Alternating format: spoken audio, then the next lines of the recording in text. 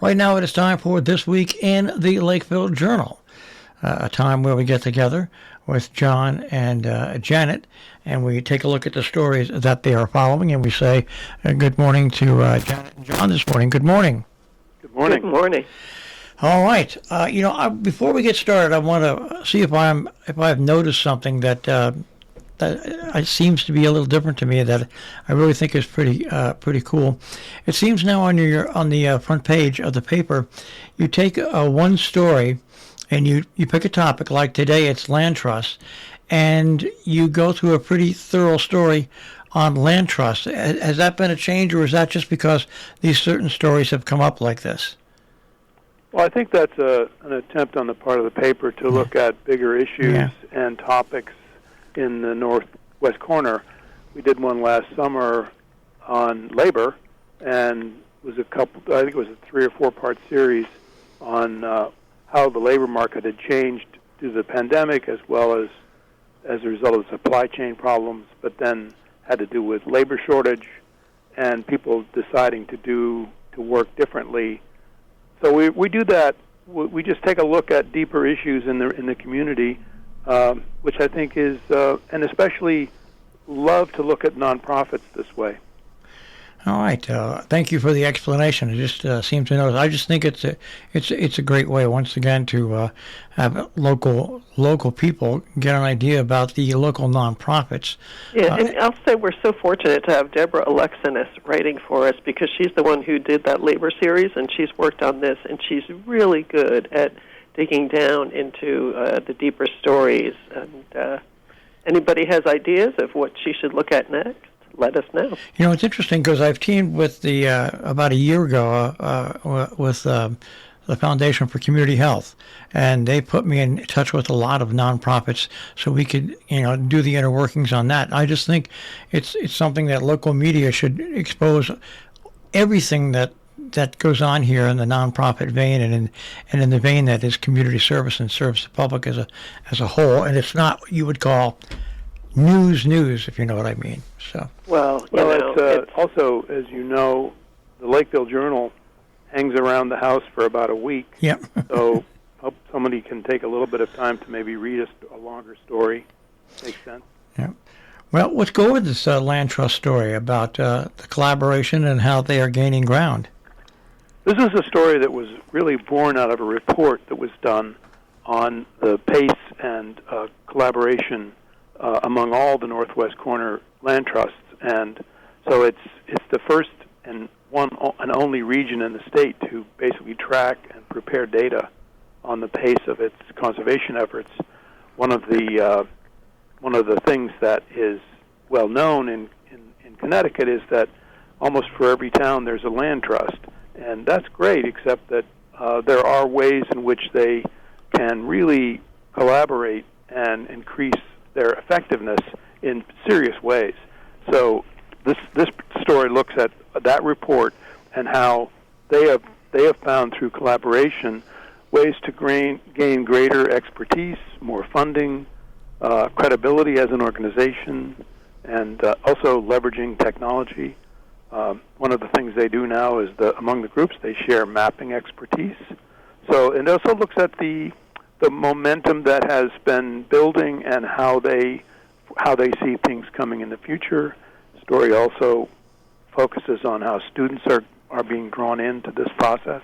So it's a very, very thorough, and it's only the first part. We're going to have the second part of this story focusing more on the land itself next week.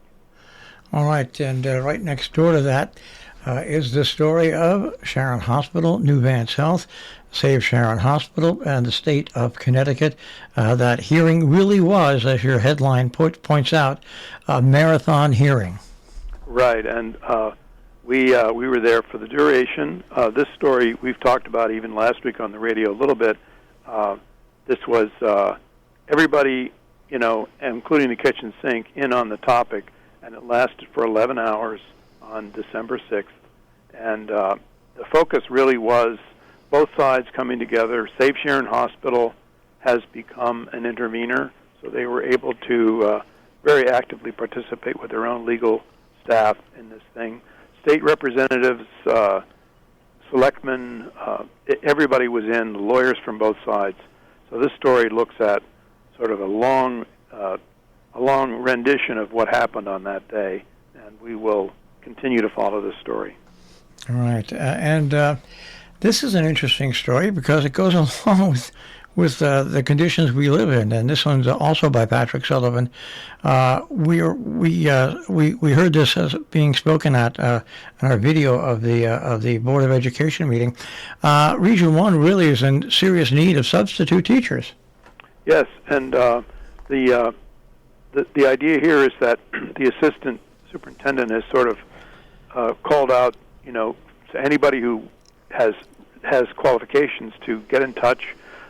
They can possibly develop waivers for anyone who doesn't have the exact requirement to become a teacher or a bachelor's degree to become a teacher. Retirees are also welcome to apply. So there really is a shortage of substitutes, and it's a serious one. The other thing that came out of this Region 1 meeting was this sort of notion that the projected growth of the student population over the next decade is going to be modest, and over the next few weeks we'll hear from the individual school boards on what their projections look like in terms of student growth. Yeah, it's and it didn't help also with COVID, with absences of teachers going on, to take a problem that probably was a small problem and turn it into a rather large problem. But right. Interesting. And the other thing to mention here is that there are going to be recruiting events in January. January 4th in Sharon, January 6th in Kent, and January 10th in North Canaan. So anybody interested should get in touch. You see how the schools were affected in Region 1. You've got substitute teachers, and we had problems with hiring bus drivers. It really is a serious problem when you live in an area like this where the population used to participate in a lot of these things, and they don't anymore. Governor Lamont has made headlines. He's looking to extend and make more common the tax cuts for people making up to $100,000 or $200,000 in the state, but also, according to one of the officials for the governor, heating aid grants for families are going to increase this winter because, quite frankly, the fuel prices are going to skyrocket. Right. The amount of federal aid that is allocated is pretty much not growing in the same pace as the higher fuel costs. So this story looks at, with our partnership with the Connecticut Mirror, on how the state government is going to somehow facilitate a little bit of state aid through this winter. The benefit per family that's in need could range from $250 to $600 per household, depending on income and things. But the story takes a look at the political discussion about providing financial help to families to heat their homes this winter. It's going to be a big problem. We'll see what happens, especially the way this winter seems to be starting off now in the past few weeks. The winter came all of a sudden. Hello there. That's exactly right. January 10th, a time where you can purchase cannabis legally in the state of Connecticut. Moving a bit slower here in the northwest corner, though. Yes, I think so. I think the closest area is Torrington, but the several towns have been having conversations about this. The other thing that's pointed out in this story is that sales are going to continue to expand in coming months. We don't know exactly where yet, but there will be 9, medical marijuana dispensaries. There are now 9, and there will be probably 9 or so more recreational. You'll be able to buy a quarter ounce, and those who have medical needs can buy up to 5. So they're limiting it to a quarter ounce so that they don't crimp the supply for those who are using it for medical purposes. All right, moving on, a story about in Cornwall. The state has acquired 539 acres in Cornwall. Yes, this is. I think the state is the biggest landowner, if you want to call it that, in the state in Cornwall. I think the story points out Gordon Ridgway says that there's more than 6,000 acres. This 539-acre parcel is going to be connected. It's connected to what it already owns. There was some concern about, how this is going to affect the town itself in terms of revenue, because there's no tax base for state land. But Ridgway explained that they will not see their taxes go up, mostly because this is not going to change the tax base. So this is land is one of the big assets up here in the northwest corner, and whether you're talking about whether the state owns it or the land trusts have it, land is a big deal up here. Absolutely. What was that? Yeah, they're not making any more of it. It's a good investment. That's for sure. That's for sure. On the other side of the coin in Cornwall, they celebrated with the holiday rec party in Cornwall. Yes, they had a holiday rec party, and it was really a sweet experience of having Santa there, and the Grinch was there, and the children were, enjoying themselves, sponsored by the Parks and Recreation Department. And there was a whole sort of attempt by, the Grinch to steal the presents, and Santa got his helpers to help him out. So it's kind of sweet to look at these grammar school children thoroughly enjoying themselves on a holiday event like this. I love this. It's developed over the past 10 years where students in Region 1, and this happens to be in Cornwall, get into filmmaking with a historical perspective. And you've got a story about a student from Cornwall making a film of a distant relative, a sixth grade uncle. Yes, this is a story about the legacy of John Sedgwick, who is a Cornwall legend. And he was his sixth, well, I don't even know how to explain this, but there's an eighth grader named Simon Marco who created a documentary based on his relative, Major General John Sedgwick, and it's called Your Affectionate Brother, Major General John Sedgwick. And using archived photographs and letters, he created this film. And Sedgwick is his sixth great uncle on the mother's side. Can't figure that stuff out, but that's the case. And this is a really sweet story about the early days in Cornwall, off to West Point, Mexican-American War. He was served in every battle in the Mexican-American War, and then in the Civil War he was injured with a gunshot wound and eventually died. So it's a great story, as you point out. All right, and we'll keep it in Cornwall for the Housatonic Valley Regional High School educator, Broadman, who won a National Teacher Scholarship Award. Yes, Rennie Boardman, I have to say, is one of 33 agricultural educators in the U.S. receiving this 2022 award, and it's a scholarship that really tees up some further education and experience for him. On the next page, before we go back to Cornwall, let's go to Salisbury. They've approved funding for an affordable housing home, which is always a step in the right direction. Yes, there are two. There's a home on East Main Street that has been acquired by the Housing Trust, and they are renovating it now, getting it ready for occupancy.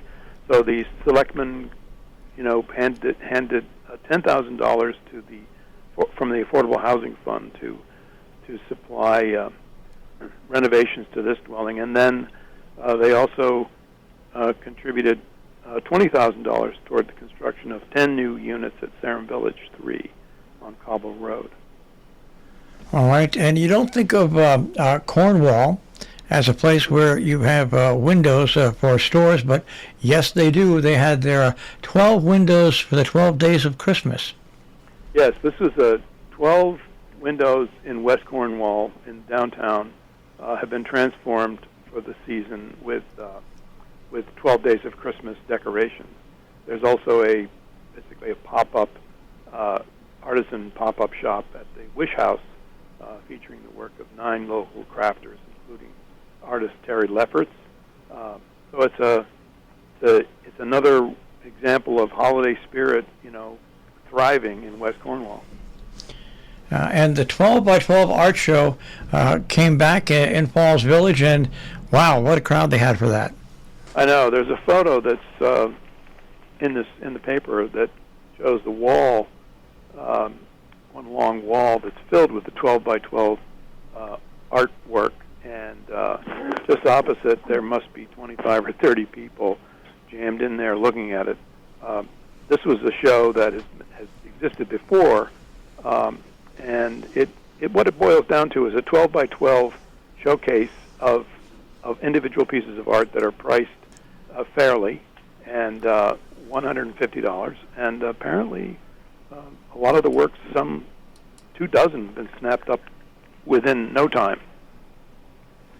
You know, I want to go to an ad, and I'm sure we're going to get additional news coverage of this. And I know I want to interview.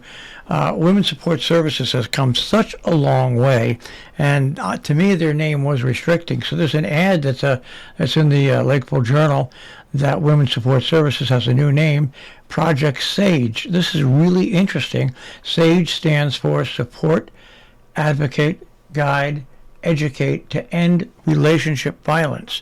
I think there's some stories ahead for both the Lakeville Journal and for us here at the radio station on that name change. I couldn't agree more, and it's on page 7. You can take a look there, and a little brief description. Yep. North Canaan, they're eyeing the Camp Brook acreage.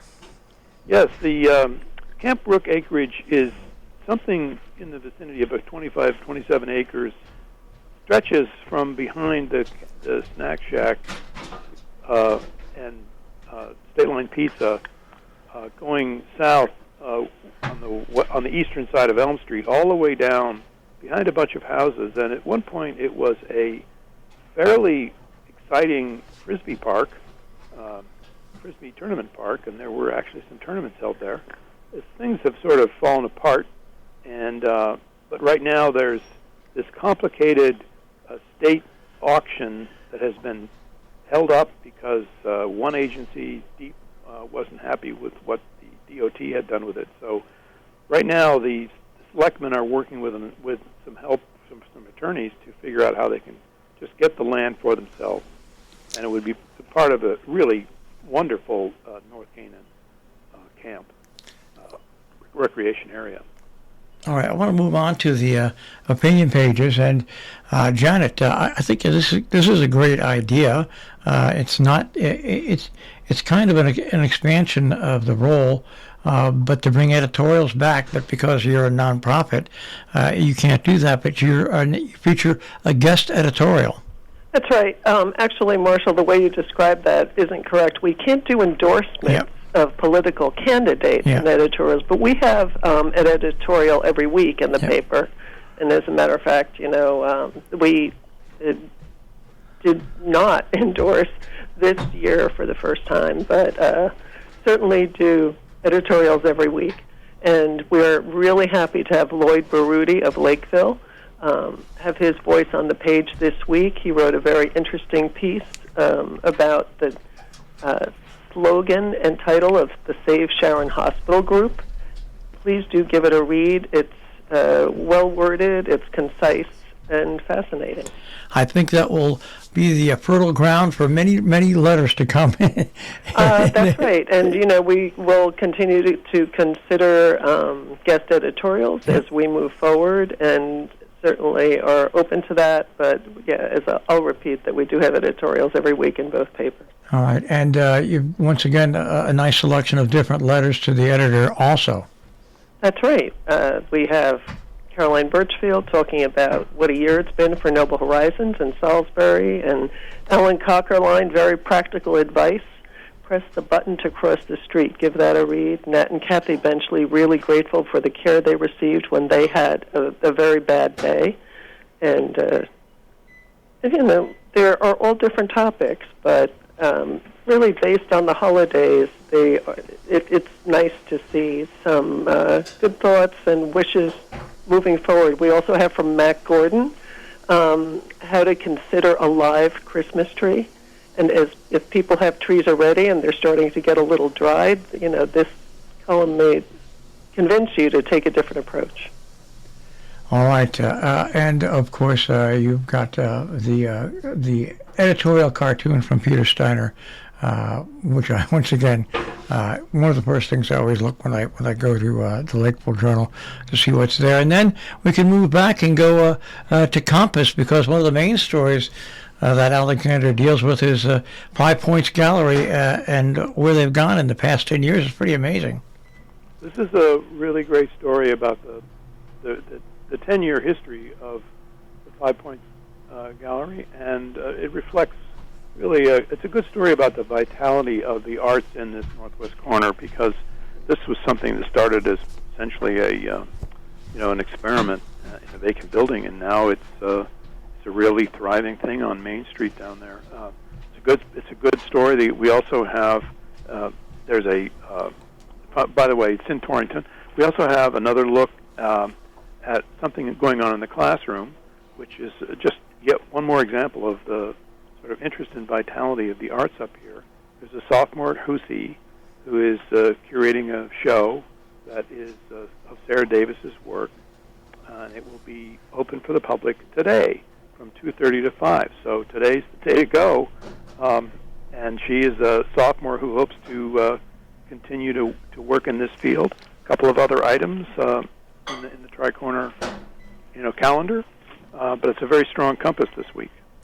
All right, and what I don't want to miss is that the fact that we talked about Housatonic football, how that came back with the co-op that they have with Gilbert, and then we move on. Now you've got a nice story about, first of all, you've got the list of the Housatonic Fall Sports Awards, and then Mountaineer basketball is back. Yes, this is a real teaser to the season's coming up. This was a scrimmage between the Dover Dragons and Dover Plains and the Hoosey Mountaineers. The official season begins today with Hoosey against Northwestern in Winstead, and there's another game coming up on the 20th. But this is the beginning of the season of the indoor basketball. All right, and Janet, I'll let you come on here because we're approaching, of course, Christmas, and I know there's got to be some early deadlines coming up. There are, and I want to remind people that we do not publish the last week of the year, so there won't be neither newspaper will publish between Christmas and New Year's, and because of that, we have early deadlines for the first week of January's issue. Do keep track of that. They happen next week. We have it listed in the paper, but it's early deadlines for letters and for especially classified ads you want to get in. All right. Actually, we'll take letters that first week of January, too. All right. Well, that is a look at the paper today. And once again, we just touched on some of the stories with the Lakeville Journal and Millerton News. TricornerNews.com is the web address. Guys, I guess we'll speak to you next week, right? Yeah. Yes. All right. Enjoy the snow and the rain and the sleet. It's coming up. That's right. Thank you for telling us what it will be and keeping us alerted to it. All right. Take care, guys. Thanks. In the Lakeville Journal. As I said, you can find them at TricornerNews.com, but you can also find them on our on-demand page with This Week in the Lakeville Journal, and that's at RobinHoodRadio.com. Click on On Demand, click on This Week in the Lakeville Journal.